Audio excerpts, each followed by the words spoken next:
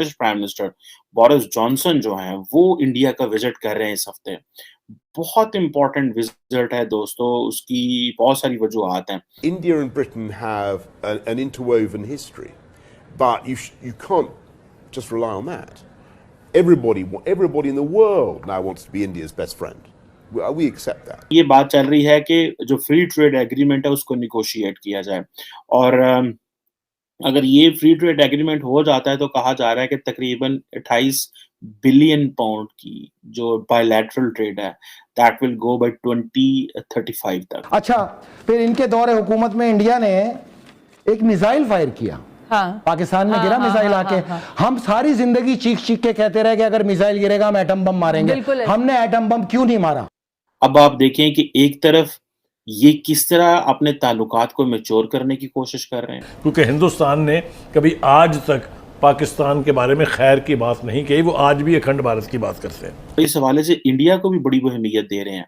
UK India एक comprehensive strategic partnership है। के प्राइम मिनिस्टर बोरिस जॉनसन 21 अप्रैल को भारत के दौरे पर आ रहे हैं। इस दौरान वे प्राइम मिनिस्टर मोदी से मुलाकात करेंगे। पहले ब्रिटिश प्राइम मिनिस्टर गुजरात जाएंगे, इसके बाद वे दिल्ली में प्राइम मिनिस्टर मोदी से मुलाकात करेंगे। अपने भारत दौरे पर बोरिस जॉनसन आर्थिक, इंडो पैसिफिक, डिफेंस, सिक्योरिटी और तकनीकी सहयोग के मुद्दे पर चर्चा करेंगे। बोरिस जॉनसन प्राइम मिनिस्टर बनने के बाद पहली बार भारत आ रहे हैं। गौरतलब है कि ब्रिटिश पीएम ने पिछले महीने प्राइम मिनिस्टर मोदी से बात की थी और व्यापार, सुरक्षा के क्षेत्र में दोनों देशों के बीच मजबूत संबंध बनाने की सहमति व्यक्त की थी। एक इंटरव्यू में ब्रिटिश पीएम ने भारत पर बयान देते हुए कहा कि हर कोई आजकल भारत से दोस्ती करना चाहता है। आज की वीडियो में पाकिस्तानी मीडिया ने और क्या कहा, तो चलिए दोस्तों आज की वीडियो की तरफ चलते हैं। Thank you so much. British prime minister Boris Johnson जो हैं, वो इंडिया का विजिट कर रहे हैं इस हफ्ते। बहुत इम्पोर्टेंट विजिट है दोस्तों, उसकी बहुत सारी वजूहात हैं।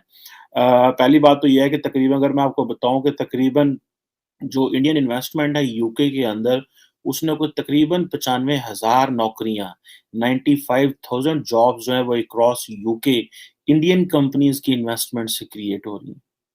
अब आप देखें कि एक तरफ ये किस तरह अपने ताल्लुकात को मैच्योर करने की कोशिश कर रहे हैं, ठीक है जी।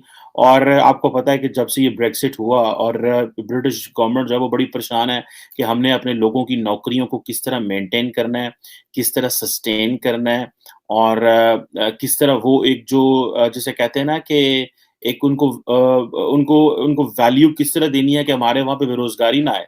ये बहुत बड़े सवाल है मेरा ख़्याल है जिसको कहीं न कहीं से ब्रिटिश गवर्नमेंट जो है वो एड्रेस करने की कोशिश कर रही है। इसलिए जो ब्रिटिश प्राइम मिनिस्टर है वो आ रहे हैं इंडिया, नॉट फॉर दिस, और बहुत सारी चीज़ें मैं डिस्कस करूँगा इस हवाले से। लेकिन मैं बता रहा था कि जो पोस्ट ब्रेक्सिट जो ट्रेड अपॉर्चुनिटीज़ हैं इंग्लैंड के लिए वो कम हुई हैं, तो वो ज़ाहिर बात है पूरी दुनिया में भाग रहे हैं और इस हवाले से इंडिया को भी बड़ी वो अहमियत दे रहे हैं। यूके इंडिया एक कॉम्प्रिहेंसिव स्ट्रेटेजिक पार्टनरशिप है जो कि अनाउंस हुई जिसके लास्ट ईयर। अच्छा, मज़े की बात बताऊँ, पाकिस्तान भी ये पार्टनरशिप चाहता था कि हमारे साथ भी यूके इसी तरह की पार्टनरशिप करें और मेरा ख्याल है प्राइम मिनिस्टर इमरान खान ने इसके लिए कोशिश भी की, लेकिन जो ब्रिटिश अथॉरिटीज़ हैं उन्होंने इसके ऊपर कोई हमें लिफ्ट नहीं कराई थी। ये मुझे याद है, I spoke to someone very senior level पे, कहीं पे मैं बैठा था, तो उन्होंने हमें बताया कि ये चीज़ें हमने भी रिक्वेस्ट की कि जिस तरह आपने 10 साल का एक मंसूबा या 10 साल का एक जो प्लान है, जो इंग्लैंड के साथ तय किया है, वो हमारे साथ भी करें। लेकिन ख़ैर वो करने को तैयार नहीं थे। और वैसे तो बहुत सारे टॉपिक्स पे डिस्कशन उन्होंने करनी है, ट्रेड पे, हेल्थ पे, डिफेंस पे, सिक्योरिटी पे, लेकिन और इंडिया को जो है ब्रिटिश गवर्नमेंट ने एज़ ए प्रायोरिटी कंट्री के तौर पे रखा हुआ है, जिसमें वो कहते हैं कि हमने ये 2021 में बेसिकली एक रिव्यू इन्होंने किया था जिसमें उन्होंने ये एस्टैब्लिश किया कि हमें ये चीज़ें करनी हैं। और जो ब्रिटिश अथॉरिटीज़ हैं वो ज़ाहिर बात है वो ये समझ रही हैं कि हमें जब ये बोरिस जॉनसन आते हैं इंडिया के अंदर, तो कारोबार तो इन्होंने करना ही करना है और ज़ाहिर बात है बिज़नेस के लेंस से देख रहे हैं।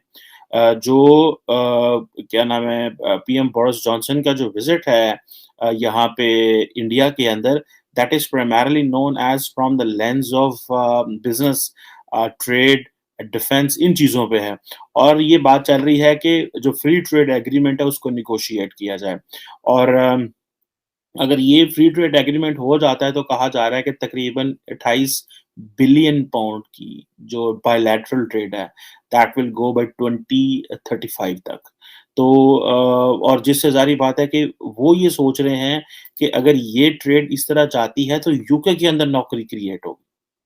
अब आप इमेजिन करें कि जब पाकिस्तानी सरकार जो है, अगर आपको याद हो मैंने इसके ऊपर बड़ा बोला था कि जब पाकिस्तान के national security adviser Moeed Yusuf साहब जो हैं उन्होंने कहा था कि आप कब तक भीख माँग-माँग के गुज़ारा करेंगे।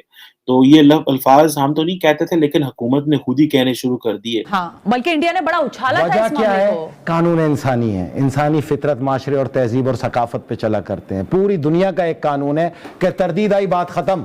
बिल्कुल, तरदीद आई बात खत्म, आप जीत गए, इंडिया की साजिश खत्म हो गई। अच्छा, फिर इनके दौरे हुकूमत में इंडिया ने एक मिसाइल फायर किया। हाँ, पाकिस्तान में गिरा मिसाइल आके। हम सारी जिंदगी चीख चीख के कहते रहे कि अगर मिसाइल गिरेगा हम एटम बम मारेंगे।